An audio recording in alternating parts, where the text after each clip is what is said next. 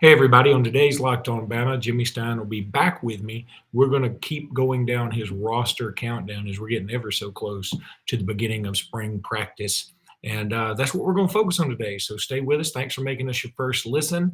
And this episode is brought to you by Bet Online. We'll talk about them in just a bit. But for now, let's get the show started.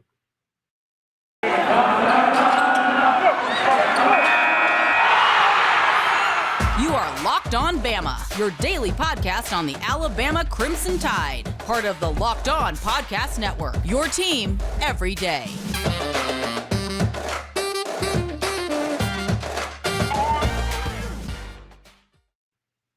It's hard not to get fired up when that music comes in.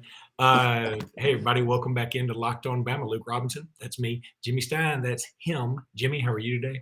Good. Still dancing to that music. You look like the kind of guy who gets funky. Jimmy. There has to be beer. There has to be beer.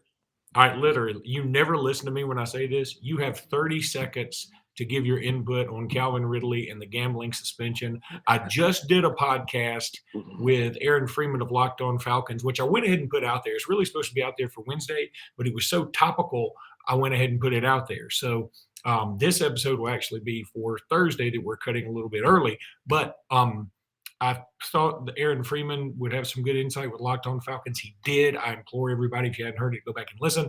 But Jimmy, your thoughts real quick. Really sad for Calvin that he made such an egregious, huge mistake. And I believe he did it innocently. And by that, I mean that he didn't even try to hide what he was doing. I don't think Calvin realized what he was doing was wrong. It was extremely wrong. And I don't know that he realized it. So I hope he doesn't get the Pete Rose lifetime ban. I don't think that's what's going to happen here. I don't believe so, but it could. And if it does, hey, this is the one. It sounds crazy, but it's the biggest rule of them all, and he broke it. I'm going to implore you to go back and listen to what Aaron Freeman said. I'm a little bit on the side of the punishment doesn't really fit the crime, even though this is the cardinal sin. And when it comes to sports, the amount of money and the fact that the NFL has now not just dipped their toe in the gambling waters, they are swimming, they are bathing in gambling money. They actually have a team in Las Vegas. The Super Bowl's in Las Vegas in 2 years, and the damn draft is in Vegas this year. And everything is brought to you by FanDuel and DraftKings. And Ray Rice knocks a woman into next week on video in an elevator, unconscious, and he gets a 2-game suspension. Now he was essentially blackballed from the league.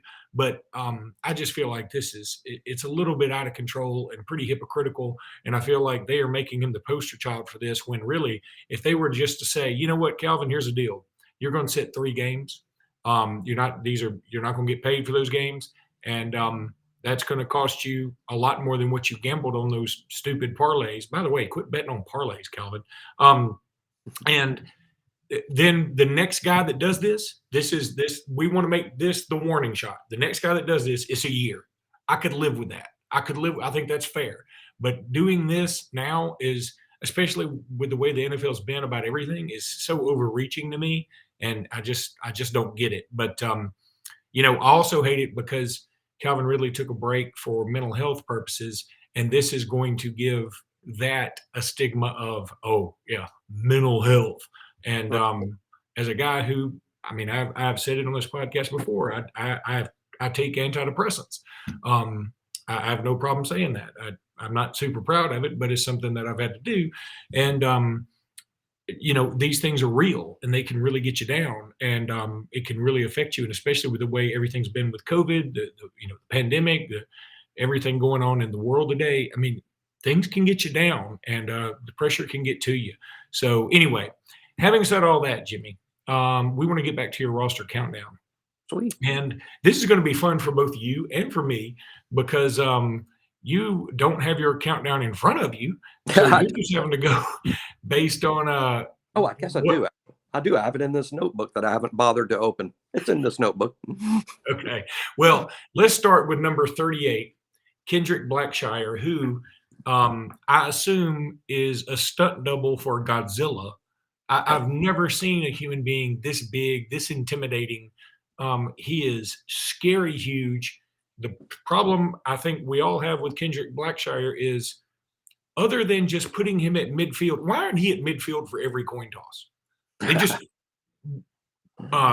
you might have to like take him out there on a forklift or something, but you put him out there for the coin toss and say, I don't choose head, I choose pain.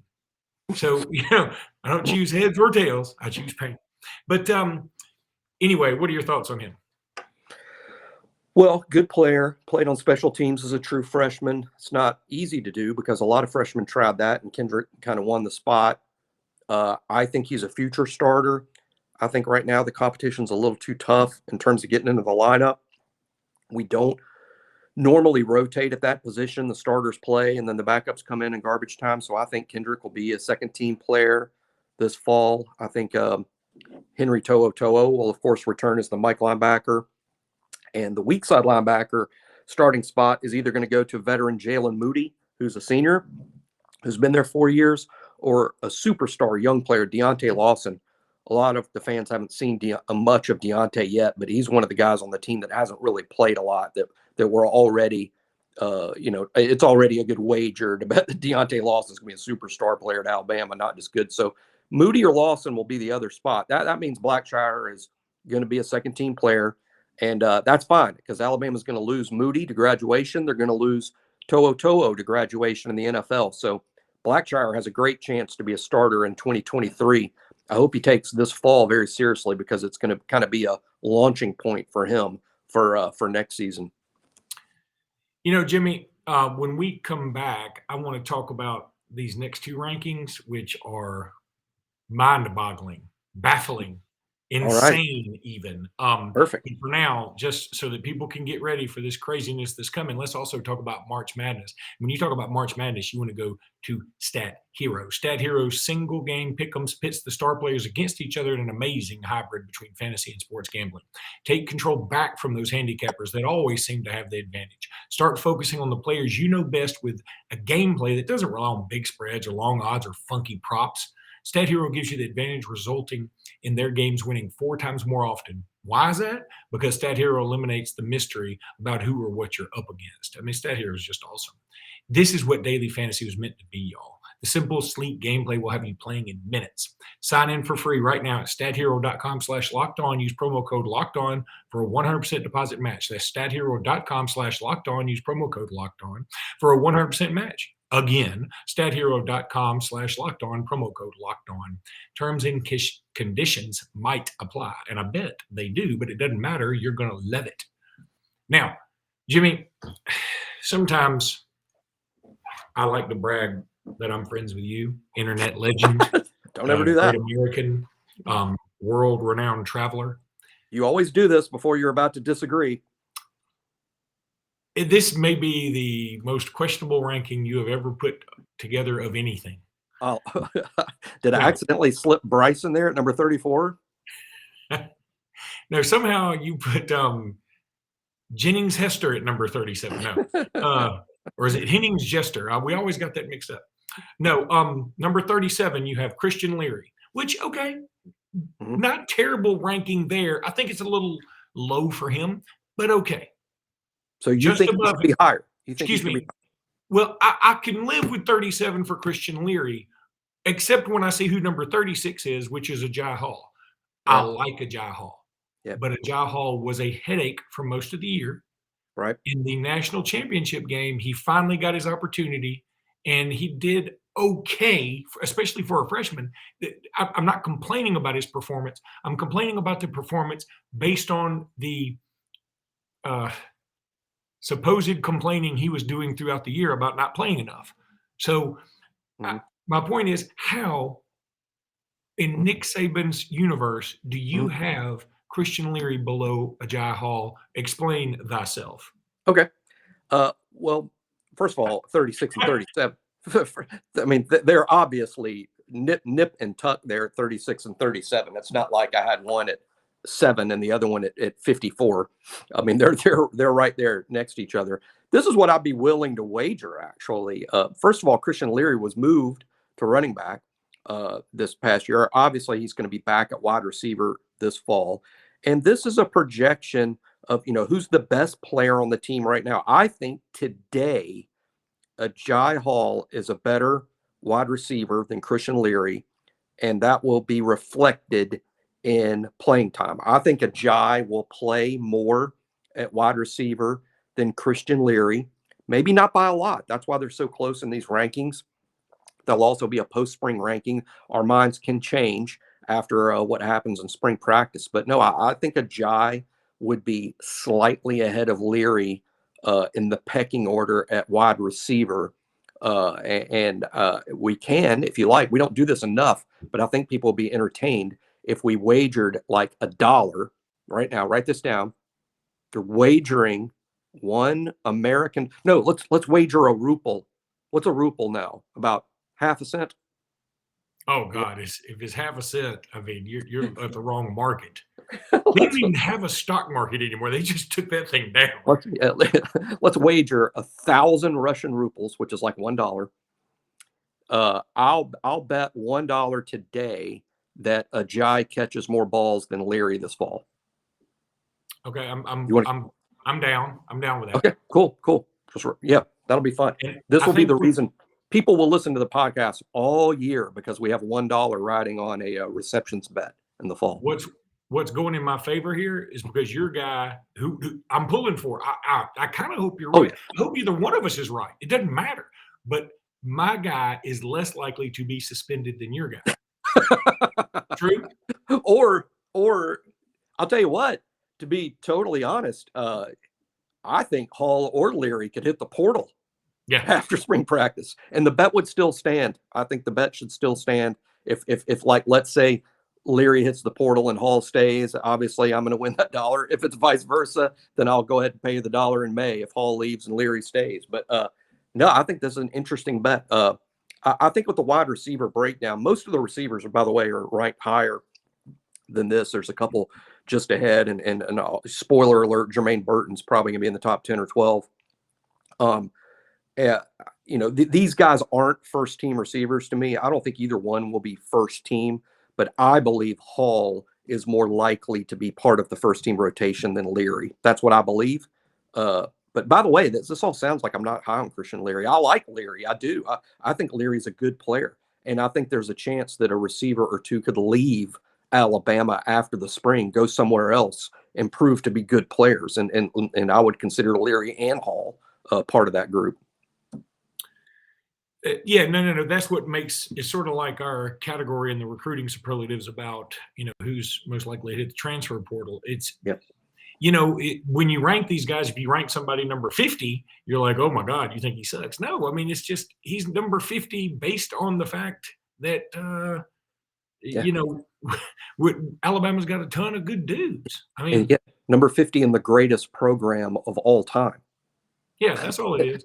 And by the way, your number 63 guy, Caden Clark, is already not on the roster. Yeah, I've had people ask me, did he see my list and leave? He got his feelings hurt. He's like, I'll show him. I'll go be the number 63 player somewhere else.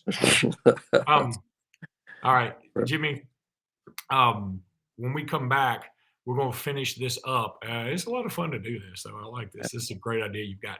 But right now, I want to tell everybody about Run Your Pool. March Madness is, a few days away now. That means you need to start thinking about where you're going to be running your brackets. You want to do it at runyourpool.com. Are you going to go for the usual? Nah. Are you going to go for the best? Yeah.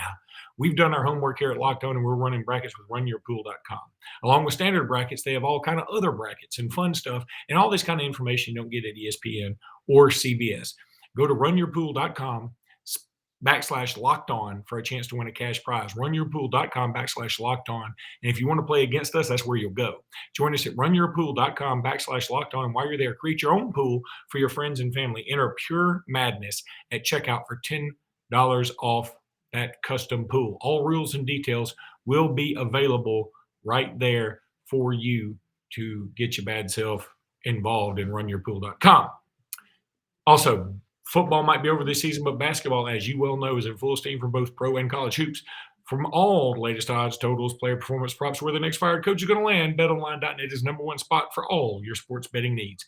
BetOnline remains the best spot for all your sports scores, podcast news this season. It's not just basketball. BetOnline.net is your source for hockey, boxing, UFC, and everything that you need to bet on, except unless you're Calvin Ridley. Head to the website today to use your mobile device to learn more about the trends and action. BetOnline is where the game starts. All right, Jimmy, at number 33, you have Darian Dalcourt. He's a center. I'm not trying to slight him, but give me something quick on him. Well, understand that, this is a ranking of who's the best player on the team. And you might say it's Bryce or Will. Basically, I'm ranking the answers from best to worst. The best answer is number 1. The worst answer was number 63. So if you're at 33, you're well inside the 2 deep, right? The 2 deep is 44 guys. So I think Dalcourt will end up being the number 2 center. He ended last season the number 2 center, partly because of injuries. Seth McLaughlin overtook the starting center job from Darian. I think Seth will hold on to that myself. This is a ranking that could easily change post-spring. And even though I have Dalcourt at 33, I actually think he's a pretty good player. Maybe he deserves to be a little higher. I think we'll get a more accurate reading of Dalcourt after this spring, assuming he's healthy. Number 34 is Trayshawn Holden. He caught 21 balls for 239 yards. He was fine. None of the group of receivers really, stood out. Ja'Cory Brooks ended up, of course, doing some good things against Auburn. But yeah, and I assume we'll see him a little bit later in the list. But Trayshawn Holden, what you got? Well, it might surprise some people to know that Trayshawn Holden is our leading returning receiver as part of the receiver core, if you don't count the transfer, Jermaine Burton. Trayshawn caught quite a few balls. He's our biggest receiver. I think, Luke, you got in front of, I think he's 6'3", 213, somewhere in that area. Real big, strong kid, possession receiver, big catch radius. I think Trayshawn, we were talking about Leary and Ajayi earlier. I think Trayshawn has a better chance than those two to be in the first team. Okay, that's rotation. And I think that's fair. I do. I'm fair with that. The only thing, again, that I go back to Leary, the fact that he can actually be in the backfield, I think may help him overall. And finally, for this set of rankings, number 33, this is a guy you always love this guy regardless, but everybody really is intrigued with Jalen Milroe. I find it a little odd. He's 6'2", 212, and Trayshawn Holden's listed at 6'3", 214. I'd be willing to bet if you asked any Alabama fan who's bigger, all of them would say Jalen Milroe. That's right. Milroe is built differently than basically every other kid on the team. Trayshawn has a real big frame. He's sort of wide, and I think that's why he weighs more than Milroe. Because Holden, if the very first time, true story, I went to a practice. The very first time I ever saw Holden, I couldn't see his number where he was standing. I thought he was a tight end.